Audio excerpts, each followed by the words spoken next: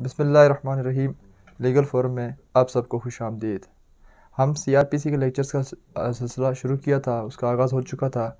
आज जो हम टॉपिक पढ़ने जा रहे हैं सीआरपीसी में, that is the most important topic of the CrPC. ये एक आम बंदे को भी समझना चाहिए कि जो कोर्ट में केसेस शुरू होते हैं वो किस स्टेज के बाद शुरू होते हैं। पहले तो एफआईआर होती है, एफआईआर से पहले एप्लीकेशन कंप्लेंट होती है, फिर एफआईआर होती है, फिर पुलिस इन्वेस्टिगेशन करती है, फिर 173 की रिपोर्ट जमा होती है। तो ये सारी चीज़ों को देख के हम क्या करते हैं, चार्ज फ्रेम करते हैं। कोर्ट क्या करती है, चार्ज फ्रेम करती है। तो आइए हम पहले से किसकी तरफ, अब आज का हमारा टॉपिक क्या है, चार्ज। अब सबसे पहले डेफिनेशन क्या है चार्ज की, लिस्ट ऑफ एलिगेशंस। ठीक है, जो एलिगेशंस लगाई जाती हैं अक्यूज्ड के ऊपर, उससे हम क्या कहते हैं, चार्ज कहते हैं। ठीक है, इसने ये ऑफेंस किया, इसने ये ऑफेंस किया, इसने ये जुर्म किया, इसने ये जुर्म किया, तो वो सारे के सारे क्या होते हैं, चार्जेस होते हैं। अब ऐसा नहीं है कि बस एफआईआर में अगर वो बंदा बता दे, जो कंप्लेनेंट है, अगर वो बता दे कि इसने ये ऑफेंस किया, तो उस टाइम से चार्ज फ्रेम नहीं होगा, फर्दर जुर्म उस टाइम आयद नहीं होता। लेकिन इसकी कुछ प्रोसेस होता है, वो पूरा होने के बाद एक स्टेज आती है जहाँ पे चार्जेस को फ्रेम किया जाता है, और वो कोर्ट फ्रेम करती है, ना कि पुलिस वगैरह। अब पुलिस क्या करती है, पुलिस इन्वेस्टिगेशन करती है, 173 की रिपोर्ट जमा करवाती है, उसके साथ साथ जो डॉक्यूमेंट्स होते हैं उन सब को जमा करवाती है कोर्ट में, फिर कोर्ट चार्ज फ्रेम करती है। अब ये क्या होती है, गेस्ट ऑफ एलिगेशंस। अब यहाँ पे गेस्ट ऑफ एलिगेशंस लगाई जाती है। अब उसका ऑब्जेक्ट या पर्पस क्या होता है चार्ज का। ठीक है, अब ये चार्ज जो होती है, सबसे पहले क्या होती है, एप्लीकेशन, उसके बाद क्या होगी, एफआईआर, और उसके बाद क्या होती है, 173 की रिपोर्ट, और साथ में कुछ डॉक्यूमेंट्स वगैरह। अब डॉक्यूमेंट्स कौन से, फॉर सपोज कोई भी डीएनए रिपोर्ट के डॉक्यूमेंट्स है, फिंगरप्रिंट्स के, ठीक है, पोस्टमार्टम रिपोर्ट है, तो वो सारे के सारे जमा होते हैं, और उसके बाद क्या होती है, चार्ज को फ्रेम किया जाता है। चार्ज कब फ्रेम होता है, जब ये सारी की सारी चीज़ें पुलिस करके किधर जमा करवाती है, कोर्ट में जमा करवाती है। अब जब चार्ज फ्रेम हो जाता है, तब जाके कोर्ट में केस शुरू होता है, तब जाके कोर्ट में ट्रायल शुरू होता है। अब चार्ज फ्रेम करने का मकसद क्या है, what is the purpose for, what is the object to frame a charge, to inform the accused what is the allegation. अब उसको आपने पकड़ा तो हुआ है, लेकिन उसको पता उसे उसको किस जुर्म पकड़ा हुआ है, तो इसी वजह से चार्ज फ्रेम किया जाता है।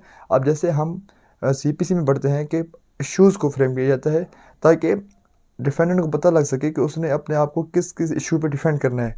तो यहाँ पे इसने अक्यूज़ को ये पता लगे कि उसने अपने आप को कौन कौन से ऑफेंसेस के अगेंस्ट डिफेंड करना है, तो इसको मतलब वो अपना राइट टू डिफेंस को प्रिपेयर कर ले इसी तरीके से।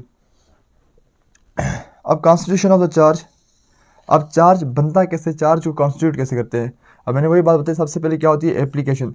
एप्लीकेशन कहाँ से आती है, कंप्लेंट से, फिर एफआईआर, फिर 173 की रिपोर्ट, और फिर डॉक्यूमेंट्स।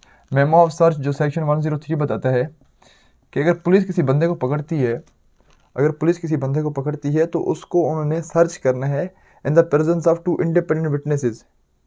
ठीक है, अगर वो 2 इंडिपेंडेंट विटनेसेस नहीं होते, तो वो जो उनका मेमो ऑफ सर्च की रिपोर्ट होती है, फर्ज तलाशी होती है, वो एक्सेप्टेबल नहीं होती।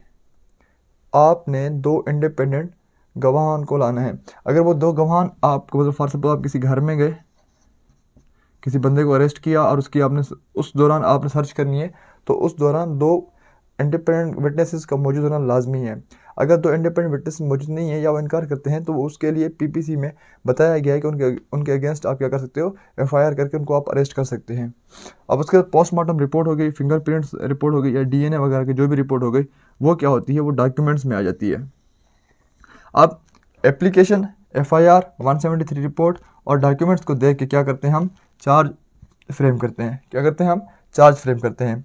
अब केस कहाँ से शुरू होता है, ठीक है, एक होता है शुरुआत किस चीज़ की, एक केस की शुरुआत होती है, और दूसरा ट्रायल। ठीक है, अब केस तब से स्टार्ट हुआ जब कंप्लेन आ गई, जब मजिस्ट्रेट ने कॉग्निजेंस ले ली किसी भी ऑफेंस की, तब से क्या होगा, 190 सीआरपीसी 190 सेक्शन कहता है कि जब मजिस्ट्रेट कॉग्निजेंस लेता है किसी भी ऑफेंस की, तब से केस स्टार्ट होता है। अब ट्रायल, वो मुकदमा कोर्ट में कब स्टार्ट होगा, कब शुरू होगा उसका, after framing of the charge. ठीक है, तो 221 जो सीआरपीसी का सेक्शन है वो किसके बारे में बताता है, चार्ज के बारे में बताता है। अब सबसे पहले वहां पे क्या बताया गया है कि चार्ज की डेफिनेशन बताई गई है। कोई भी एलिगेशन हो अक्यूज के ऊपर उसे हम क्या कहते हैं, चार्ज कहते हैं। अब अगर उस चार्ज का स्पेसिफिक नेम है कि भाई जो इसने ऑफेंस किया है उस ऑफेंस के हिसाब से ये चार्ज उसके ऊपर लगता है और उस चार्ज का नाम ये है, तो हमने वो चार्ज मेंशन कर देना है। अदरवाइज जो भी उसके मतलब उसको नोटिस देने के लिए कोई भी एक ऐसा हमने नाम देना है उसको, ताकि अक्यूज को पता लग जाए कि मेरे अगेंस्ट कौन सा चार्ज फ्रेम हुआ है। अब उस चार्ज की लैंग्वेज कौन सी होगी, language of the court. Charge की लैंग्वेज कौन सी होगी, लैंग्वेज ऑफ द कोर्ट। तो सेक्शन 221 में यही बताया गया है कि चार्ज अगर उस स्पेसिफिक नेम होगा तो हम स्पेसिफिक नेम देंगे, अगर उसका कोई स्पेसिफिक नेम नहीं है तो हम उसको इस तरीके से बयान करेंगे, इस तरीके से हम उसको एक्सप्लेन करेंगे ताकि अक्यूज को पता लग जाए कि उसने अपने आप को किस जुर्म में या किस चार्ज के अगेंस्ट अपने आप को डिफेंड करना है। और उसके बाद उसमें हमने लिखना है किस कब हुआ, डिटेल्स वगैरह भी चार्ज वगैरह में लिखी जाती हैं। अब पर्टिकुलर्स ऑफ द चार्ज, अब ऑफेंसेस कौन कौन से किए उसने, particulars of the charge, offences कौन कौन से किए हैं, कौन सी डेट को किए, अगर कोई ब्रीच ऑफ ट्रस्ट है, क्रिमिनल ब्रीच ऑफ ट्रस्ट है, अगर कोई मनी वगैरह का प्रॉब्लम है तो उसमें उसने टोटल अमाउंट, ग्रॉस सम जो है अमाउंट वो कितना है, तो सारी की सारी चीज़ें बतानी है आपने। ये किस में आते हैं, ये पर्टिकुलर्स ऑफ चार्ज में आते हैं। मतलब कौन कौन से जुर्म हुए, किन डेट्स के बीच हुए, या कोई एग्जैक्ट डेट अगर कोई हुई तो उसमें हुआ, और ब्रीच ऑफ ट्रस्ट हुआ है, ठीक है, मनी के मामलात हैं, पैसे के मामलात हैं, तो उसमें क्या होगा, ग्रॉस सम, उसके बारे में डिस्कस किया जाएगा। अब आता है अल्ट्रेशन ऑफ चार्ज। उसके बाद alteration of charge, alteration of charge, yes it can be altered. उसमें कोई चीज़ आप ऐड कर सकते हो, उसमें कोई चीज़ आप डिलीट कर सकते हो, उसमें कोई चीज़ आप तब्दील कर सकते हो। तो yes it is allowed before the judgement. अब जजमेंट से पहले पहले आप उसको क्या कर सकते हो, उसको अल्टर कर सकते हो चार्ज को। अब चार्ज का इफेक्ट क्या होगा, अल्ट्रेशन का इफेक्ट क्या होगा, इफेक्ट ये होगा कि आपने विटनेसेस को क्या करना है, रीसमन करना है, उनको रिकॉल करना है, उनको री एग्जामिन करना है, फिर रीक्रॉस एग्जामिनेशन करनी है। मतलब वो सारी की सारी जो प्रोसेस हुआ है पहले, वो अल्ट्रेशन के बाद वही सेम का सेम प्रोसेस दोबारा होगा। आपने उनको एग्जामिनेशन पहले की हुई है, आपने उनको री एग्जामिन करना है, आपने उनको क्रॉस एग्जामिनेशन किया हुआ है तो आपने उनको री एग्जामिनेशन करना है दोबारा, आपने उनको रीसमन करना है, आपने उनको दोबारा रिकॉल करना है। This is the effect for the alteration of the charge. Alteration of charge, yes it is allowed under the CRPC, but the effect of this charge is that you will resummon the witnesses, you will recall the witnesses, you will re-examine and re-cross examine the witnesses. उसके बाद joinder of charges, joinder of charges।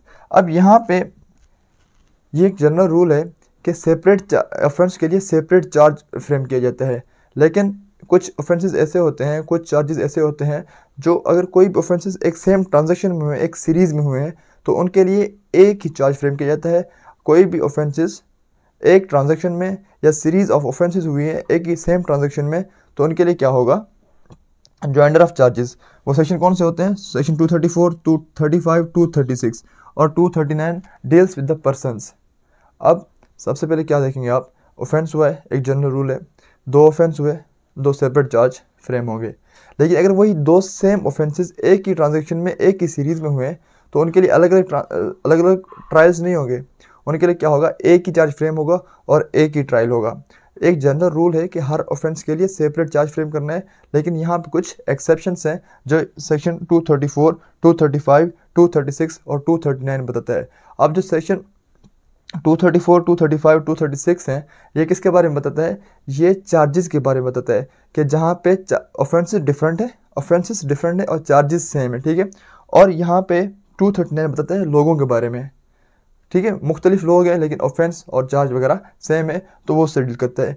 ये एक simple introductory class था किसके बारे में, charge के बारे में। इंशाल्लाह in the next video, in the part 2, this is the part 1, in the part 2 हमने इसके सेक्शंस को देखना है कि सेक्शंस की लैंग्वेज क्या कह रही है, और उसके साथ साथ जॉइंडर ऑफ चार्जेस और उसकी एक्सेप्शंस को देखना है। थैंक यू, अल्लाह हाफिज़, अपना ख्याल रखिए।